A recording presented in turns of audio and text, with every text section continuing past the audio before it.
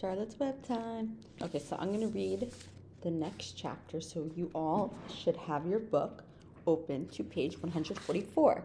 Oh, let's make the background. Oh, here we go. Okay, so page 144. The title is The Egg Sack. So again, as I read, follow along, okay? Use your finger and guide through. Okay, here we go. Next morning, when the first light came into the sky and the sparrows stirred in the trees, when the cows rattled their chains and the rooster crowed and the early automobiles went whispering along the road, Wilbur awoke and looked for Charlotte. He saw her up overhead in a corner near the back of his pen. She was very quiet. Her 8 legs were spread wide. She seemed to have shrunk during the night. Next to her, attached to the ceiling, Wilbur saw a curious object. It was a sort of sack or cocoon. It was peach-colored and looked as though it were made of cotton candy. "Are you awake, Charlotte?" he said softly. "Yes," came the answer. "What is that nifty little thing? Did you make it?" "I did indeed," replied Charlotte in a weak voice. "Is it a plaything?" "Plaything? I should say not. It is my egg sack, my magnum opus." "I don't know what a magnum opus is," said Wilbur. "That's Latin," explained Charlotte. "It means great work. This egg sack is my great work, the finest thing I have ever made." "What's inside it?" asked Wilbur. "Eggs?" 514 of them, she replied. 514, Wilbur said. "You're kidding." "No, I'm not. I counted them. I got started counting, so I kept on, just to keep my mind occupied." "It's a perfectly beautiful egg sack," said Wilbur, feeling as happy as though he had constructed it himself. "Yes, it is pretty," replied Charlotte, patting the sack with her 2 front legs. "Anyway, I can guarantee that it is strong. It's made out of the toughest material I have. It is also waterproof. The eggs are inside and will be warm and dry." "Charlotte," Wilbur said dreamily, "are you really going to have 514 children?" "If nothing happens, yes," she said. "Of course, they won't show up till next spring." Wilbur noticed that Charlotte's voice sounded sad. "What makes you sound so downhearted?" "I should think you'd be terribly happy about this." "Oh, don't pay any attention to me," said Charlotte. "I just don't have much pep anymore. I guess I feel sad because I won't ever see my children." "What do you mean you won't see your children?" "Of course you will. We'll see all of them. It's going to be simply wonderful next spring in the barn cellar with 514 baby spiders running around all over the place. And the geese will have a new set of goslings, and the sheep will have their new lambs." "Maybe," said Charlotte quietly. "However, I have a feeling I'm not going to see the results of last night's efforts. I don't feel good at all. I think I'm languishing, to tell you the truth." Wilbur didn't understand the word languish, and he hated to bother Charlotte by asking her to explain. But he was so worried he felt he had to ask. "What does languishing mean?" "It means I'm slowing up, feeling my age. I'm not young anymore, Wilbur. But I don't want you to worry about me. This is your big day today. Look at my web. Doesn't it show up well with the dew on it?" Charlotte's web never looked more beautiful than it looked this morning. Each strand held dozens of bright drops of early morning dew. The light from the east struck it and made it all plain and clear. It was a perfect piece of designing and building. In another hour or two, a steady stream of people would pass by, admiring it and reading it and looking at Wilbur and marveling at the miracle. As Wilbur was studying the web, a pair of whiskers and a sharp face appeared. Slowly, Templeton dragged himself across the pen and threw himself down in a corner. "I'm back," he said in a husky voice. "What a night! The rat was swollen to twice his normal size. His stomach was as big as a jelly jar. What a night, he repeated hoarsely. What feasting and caressing. A real gorge. I must have eaten the remains of 30 lunches. Never have I seen such leavings, and everything well ripened and seasoned with the passage of time and the heat of the day. Oh, it was rich, my friends, rich. You ought to be ashamed of yourself, said Charlotte in disgust. It would serve you right if you had an acute attack of indigestion. Don't worry about my stomach, snarled Templeton. It can handle anything. By the way, I've got some bad news. As I came past that pig pen next door, the one that calls himself Uncle, I noticed a blue tag on the front of his pen. That means he won first prize. I guess you're licked, Wilbur. You might as well relax. Nobody's going to hang any medal on you. Furthermore, I wouldn't be surprised if Zuckerman changes his mind about you. Wait till he gets hankering for some fresh pork and smoked ham and crisp bacon. He'll take a knife to you, my boy. Be still, Templeton, said Charlotte. You're too stuffed and bloated to know what you're saying. Don't pay any attention to him, Wilbur. Wilbur tried not to think about what the rat had just said. He decided to change the subject.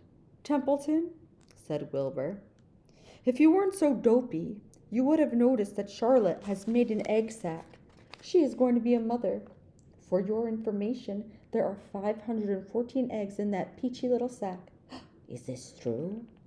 Asked the rat, eyeing the sack suspiciously.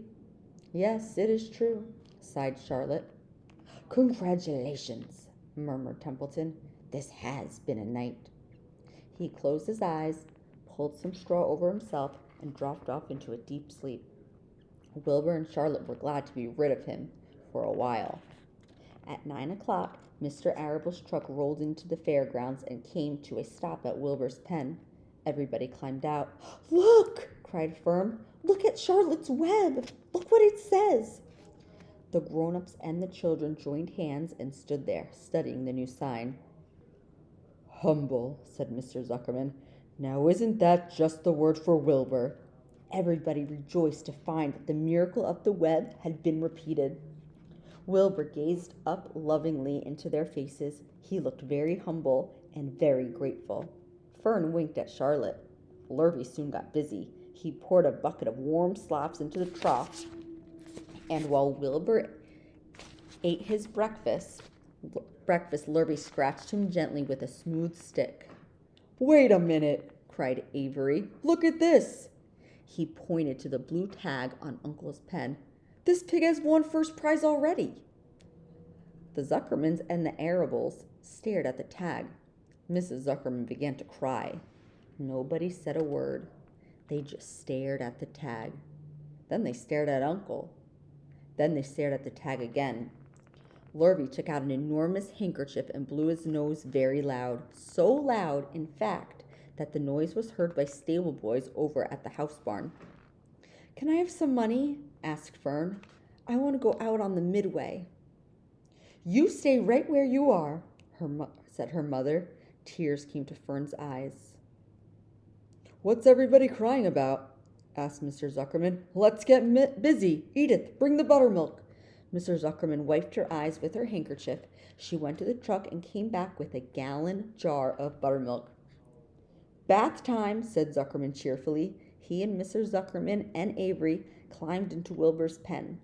Avery slowly poured buttermilk on Wilbur's head and back, and as it trickled down his sides and cheeks, Mr. and Mrs. Zuckerman rubbed it into his hair and skin. Passers-by stopped to watch. Pretty soon, quite a crowd had gathered. Wilbur grew beautifully white and smooth. The morning sun shone through his pink ears. He isn't as big as that pig next door, remarked one bystander.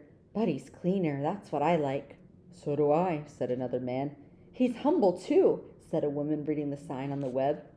Everybody who visited the pig pen had a good word to say about Wilbur. Everyone admired the web. And, of course, nobody noticed Charlotte. Suddenly, a voice was heard on the loudspeaker. "Attention, please," it said. "Will Mr. Homer Zuckerman bring his famous pig to the judge's booth in front of the grandstand? A special award will be made there in 20 minutes. Everyone is invited to attend. Crate your pig, please, Mr. Zuckerman, and report to the judge's booth promptly." For a moment after this announcement, the Arables and the Zuckermans were unable to speak or move. Then Avery picked up a handful of straw and threw it high in the air and gave a loud yell. The straw fluttered down like confetti into Fern's hair. Mr. Zuckerman hugged Mrs. Zuckerman. Mr. Arable kissed Mrs. Arable. Avery kissed Wilbur. Lurvy shook hands with everybody. Fern hugged her mother. Avery hugged Fern. Mrs. Arable hugged Mrs. Zuckerman. Up overhead, in the shadows of the ceiling, Charlotte crouched unseen, her front legs encircling her egg sac. Her heart was not beating as strongly as usual, and she felt weary and old, but she was sure at last that she had saved Wilbur's life, and she felt peaceful and contented. "We have no time to lose," shouted Mr. Zuckerman. "Lurvy, help with the crate." "Can I have some money?" asked Fern. "You wait," said Mrs. Arable. "Can't you see everybody is busy?" "Put that buttermilk jar into the truck," commanded Mr. Arable. Avery grabbed the jar and rushed to the truck. "Does my hair look all right?" asked Mrs. Zuckerman. "Looks fine," snapped Mr. Zuckerman, as he and Lurvy set the crate down in front of Wilbur.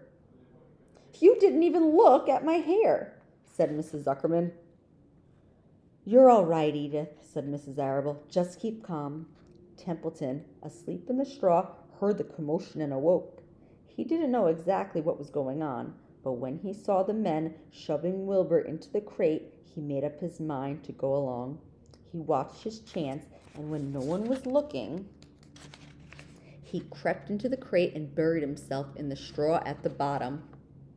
"All ready, boys," cried Mr. Zuckerman. "Let's go." He and Mrs. Arable and Lurvy and Avery grabbed the crate and boosted it over the side of the pen and up into the truck. Fern jumped aboard and sat on the top of the crate. She still had straw in her hair and looked very pretty and excited. Mr. Arable started the motor. Everyone climbed in, and off they drove to the judge's booth in front of the grandstand.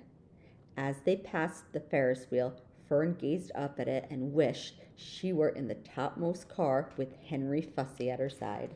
All right, so we're going to stop there. We are so close to the end. Oh, my goodness. All right, so next you're going to move on to the next video, and we're going to work on point of view. All righty, see you in a second, or you'll hear me in a second. Oh no, how do I do this?